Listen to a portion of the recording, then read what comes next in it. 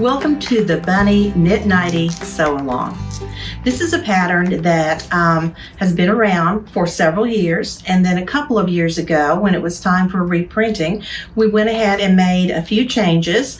There's a little bit of a change in the sizing, and there is an extra size in here that wasn't in the original one. But if you have the original pattern, that's just fine. You can still sew right along with us. You will need your pattern. You will need, we're going to do the applique. We're going to actually applique the bunny on there. So if you've never done that before, this might be a good time to try. And if you do that, you will need a little bit of heat and bond or steam-a-seam, because you will need to fuse that bunny on the front of the gown. So you'll also need, I'm going to put a white bunny on this blue gown. So I have a little piece of white fabric. You will need, for your applique process, you'll need a tearaway for the back of the gown. And to tell you the truth, I often just use copy paper. But if you have actual tearaway like this, you can use that too. You will need all your sewing supplies. Go ahead and use a ballpoint needle or a needle that's for knits with this gown.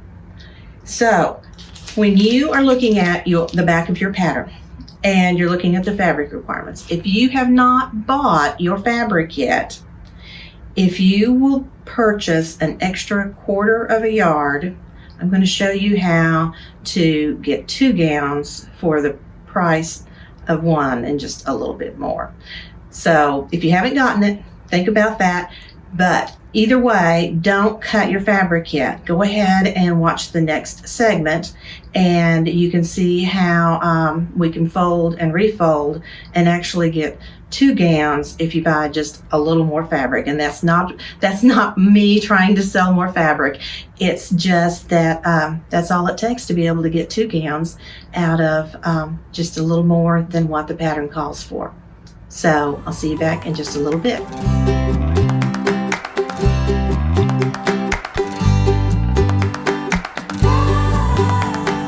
Okay, now you can see that I've unfolded my knit and I'm refolded just over far enough that this gown, this happens to be the back, it doesn't matter whether it's the back or the front, but this first gown piece is placed on fold.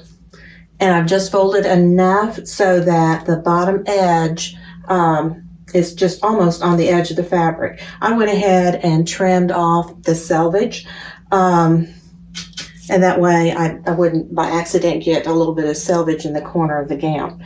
So after you've done that, then we're going to do some refolding and flip the pattern piece. So keep all of your gown pieces up here, and that way you still have this fabric for the sleeves. So now, still folding with the grain of the fabric. It really isn't a grain, but you still want to fold straight. It's just that now you have this angle here from the first gown piece. And so now you can take advantage of that and flip the next piece. So if you have a fabric that has a print and it has a one direction to it, you can't do this. This is just for solids or prints that are scattered and don't have a definite direction to the print. So I'm going to go ahead and pin this one on and cut it out, and then we will be back with the next fold.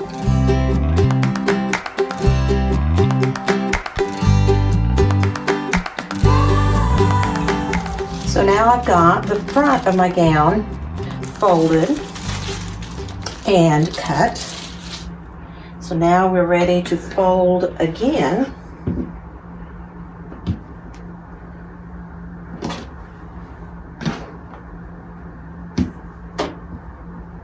Keeping the fabric straight. Now we're going to switch back to the back. We can fold this a little bit more this way.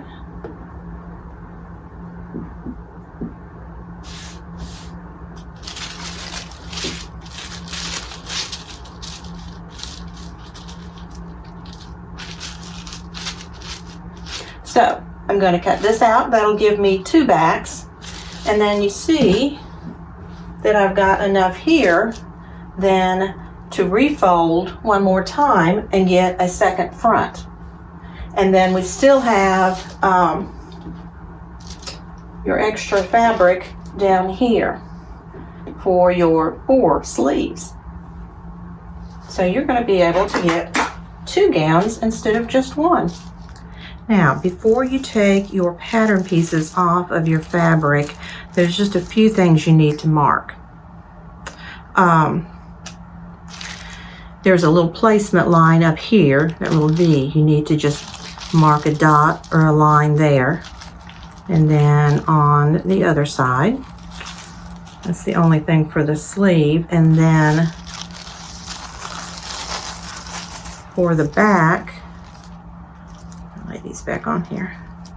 There's a little placement line right here. So you need to mark that on both the left and right side of the back. And then the same thing on the front.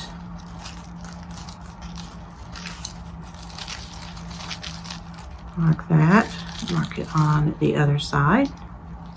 And then the front and the back are very, very similar. So I usually just go ahead and either mark the front or the back just to remind me. So, and this is our front. And we are going to talk about our applique.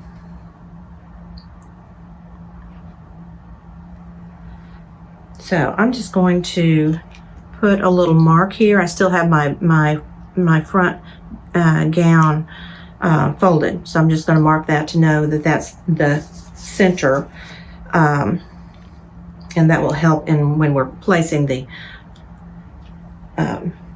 applique on there.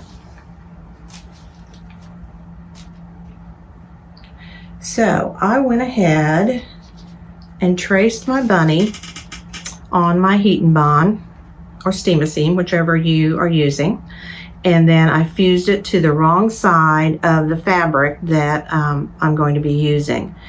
And the next thing you will do then is cut on the line all the way around, and then you'll be able to peel that paper off, and then we'll be ready to position and fuse the bunny in place. So get your bunny fused on and get everything trimmed and peel that paper away, and then we will be back for the next step.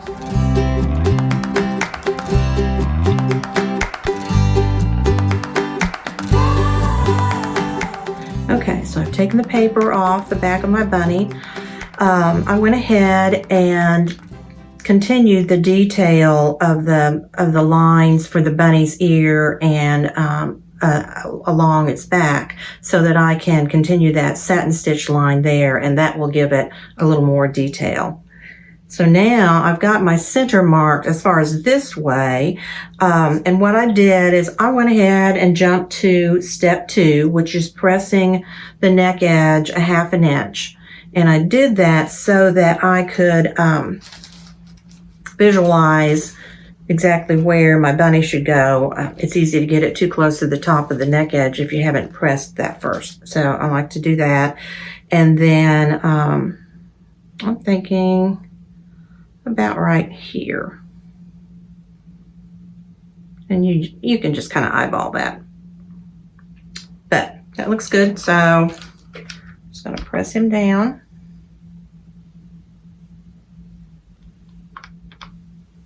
And then I want to talk a little bit about the applique before we go to the machine. Remember I said you will need some stabilizer tearaway on the back. Also, I'm going to, now that I've got to know where my bunny is, I'm going to cut a piece of baby interfacing, just a little bigger than that area, and fuse that on so that my knit won't stretch as I'm sewing. And then I'll also have the tearaway under the fabric and the fusible interfacing. So when you applique, you need a foot that has a nice big groove in it here. And what that does is it allows your satin stitch to glide smoothly rather than get bunched up if that groove wasn't there. That it's kind of like a big ditch. And then this one is an open toe applique foot, which is great because it gives you more visibility. Sometimes they're clear, and that's good too. So you will need this foot, or a foot similar to this. And then your tension, your top tension on your machine, you need to turn that down a little bit. So my top tension is typically at 4, and I will turn it down to 3. And what that does is your stitch is no longer balanced. So ideally, when you're stitching at your machine, you want your stitch balanced. And so you want the bobbin thread and the needle thread to meet at the fabric. Well, we want the needle thread to actually go underneath the fabric a little bit, and it'll make a smoother, prettier satin stitch. So you might want to just play around with that a little bit before you actually start on appliquing your bunny. And then the stitch length is going to be probably 0.5, but there again, play around with your machine and get a stitch look that you like. And then the stitch width, because this is a small applique, the stitch width is only going to be a 2. If this were a bigger applique, it might be a 3 and sometimes even a 4 width, but we're going to do a 2. Okay, so I'm at that point, that inside point. It's just like this one over here. And so I've got my presser foot up, and now I'm going to pivot so that I can continue from that point to go around the next part of the curve. So I'll finish this up, and then we will continue with the construction.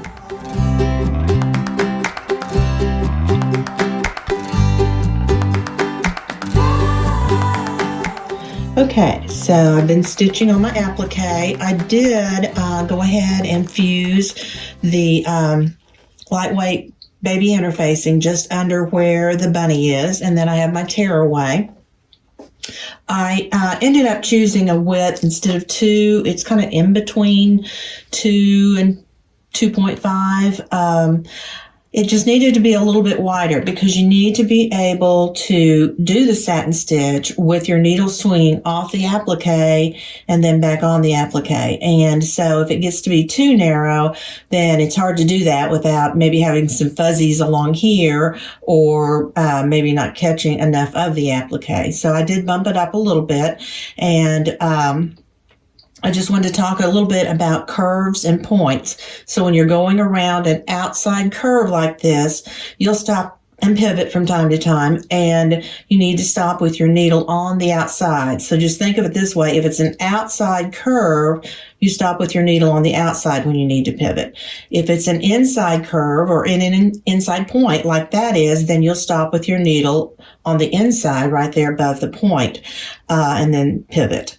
And so I'm going to continue stitching here, and then we will move on. So I'm going to stitch, and you can hopefully see that I go slow and that I stop and pivot every once in a while so that I can have a curve, a smooth curve.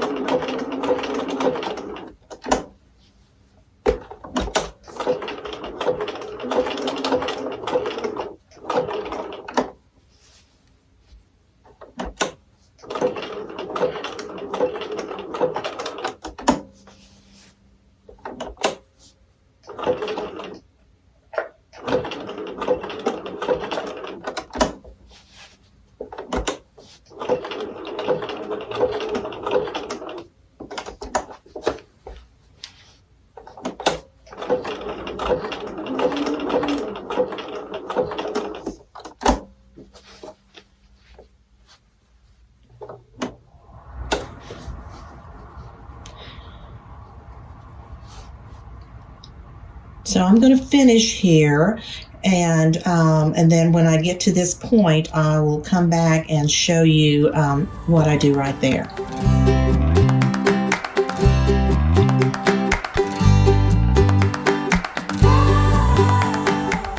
So I've been finishing out my bunny. I didn't have any narrow 1/8 inch ribbon, so I just made, with embroidery floss, just made a couple lazy daisy stitches and straight stitches to make a bow, and then just a couple straight stitches for his eye. After that, the next thing you're going to do is you're going to press the edges of your sleeves and your neckline of both your front and your back. And you will be stitching just a zigzag from the wrong side so that you can see the edge. And it's a zigzag stitch of 3 for the width and 2 for the length. So you'll want the zigzag to go off of that raw edge of the folded edge and then back onto the fold. And you'll do that on both the front, the back, and the sleeves. And then you'll be ready for the shell stitch. The shell stitch is just a blind hem stitch, and the stitch width on that is 4, and the stitch length is 1.5. That could vary, so be sure and practice on a scrap first. And then you're going to need to turn your tension up.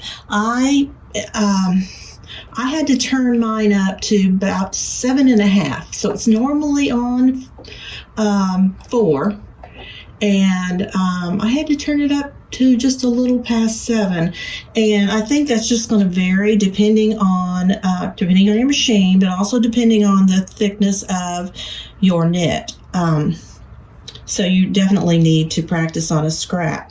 But what you're going to do is, if you have a mirror image option, you'll choose that. That way, when you're stitching, this folded edge is going to be near this side of your presser foot.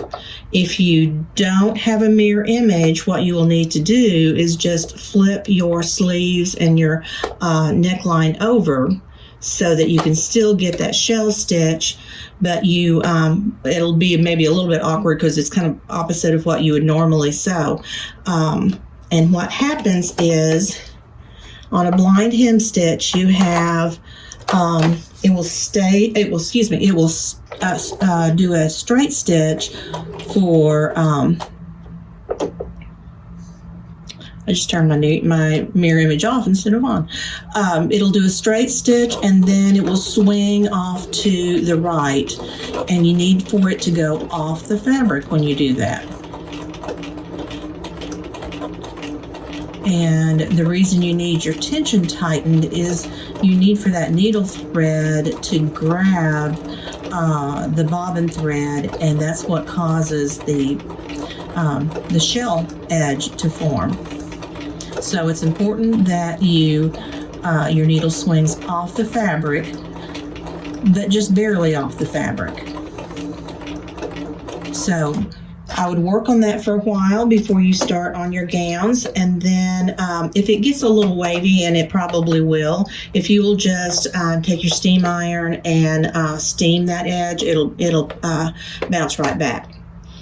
So you've got all of those edges to do, and then we will be back to start the construction.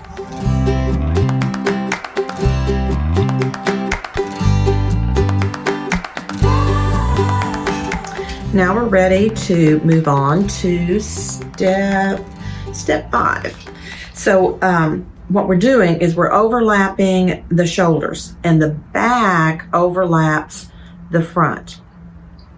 One thing to be sure of is that this is the right side of your fabric, because now you do have a wrong side because you have that edge that you zigzagged down, and you'll be able to see when you're doing this that it's easy to not realize you're putting the wrong side up instead of the right side up, because I just about did that.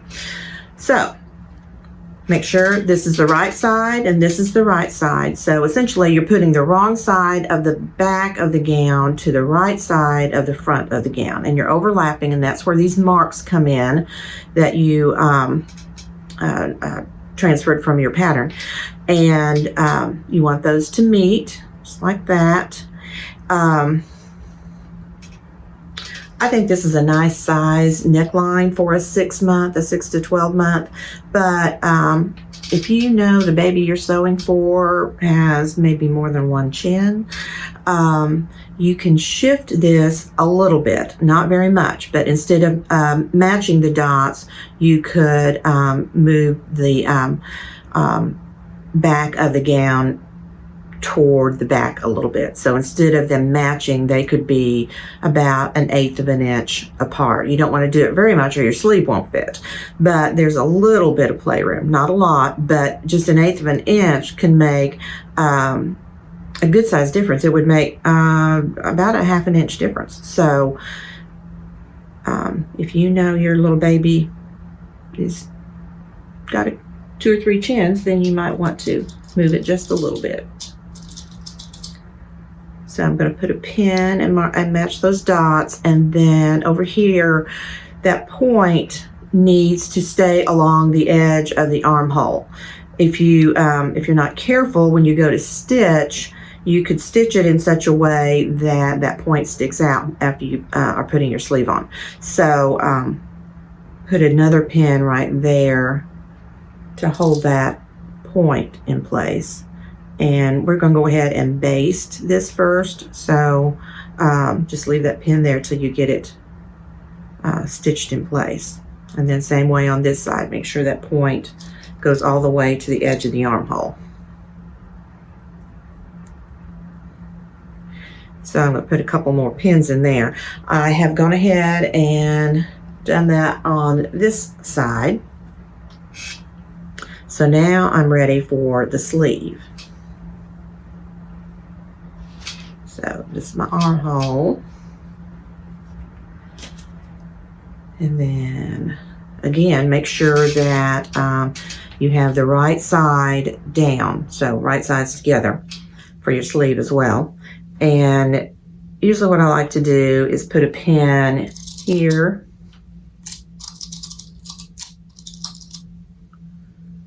And put another pin matching that shoulder line again with that purple line, or your shoulder line on your armhole. Your lines may not be purple.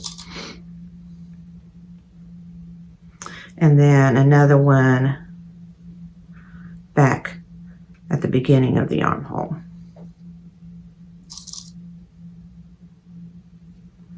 And then you can go through and put 1 or 2 more pins to hold everything in place.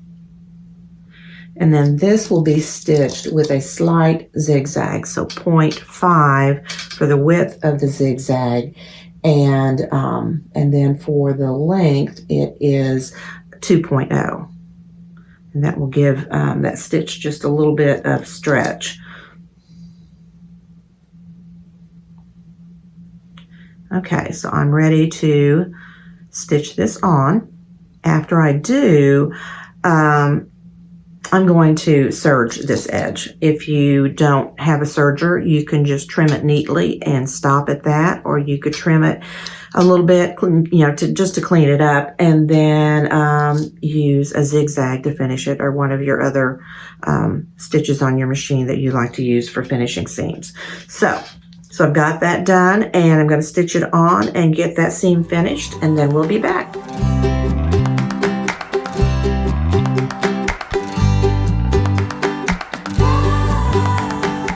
Now I'm ready to put right sides together and sew the whole underarm seam of the sleeve, as well as then continuing all the way down the edge of the gown. So I won't do a whole lot of pinning, but I will put a pin right here at the beginning so that that doesn't shift, and makes for a nice edge there. And then I'll put another one here at the section where the sleeve underarm seam meets, and I'm going to press that seam toward the sleeve, and then that's probably all the pinning I'll do. And then after that, I did this side, and I went ahead and serged, and you can just cut that serging off if you want, but I'm always afraid it's going to fray a little bit. And some people will take like a large needle like this and thread the serger tail through the eye of the needle, and then thread that tail up among some of those serger threads. So you can do that. What I like to do is just pull that serger thread back onto itself, and then just do a short little straight stitch right there, and then trim off the rest of the tail, and that'll keep it from fraying or raveling as well. So after you've gotten your side seams done and serged or finished, then the next step is to go to the bottom of the gown, and you're going to press it up a 1/2 inch just like you did the sleeves and the neck edge, and then you'll do that zigzag that is, I think it's 3 for the width and 2 for the length. And then if you like, you could go ahead and do a shell stitch here again. I think the shell stitch is very sweet. Also, you have the option of doing just hemming it like I said and leaving a 1 inch opening, and you can run elastic through there and cinch it in at the bottom with the elastic. I think it's about 13 to 15 inches of elastic at the bottom. I like to just leave it open, and I think it's less likely to kind of work up their little bodies when they start squirming in bed. So, and I think I don't know, I just like it better.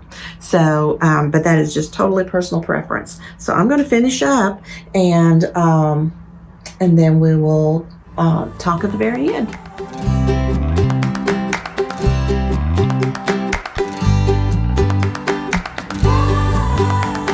Well, I hope you've enjoyed the Bunny Knit Nightie. They make the sweetest gifts, and as I guess you probably know by now, they don't take very long. And for a gift, it's nice to go ahead and make a coordinating bib. So if you were to applique the bunny in a print, then you could make the bib out of that same print. The bib can be made in a knit or a woven, so you've got a lot more choices with that. But I'm telling you, these little girls love these gowns, and I'm so thankful that this pattern goes to a 24 month, because I promise you they'll be squeezing themselves in that gown long past that 24 month period. See you next time.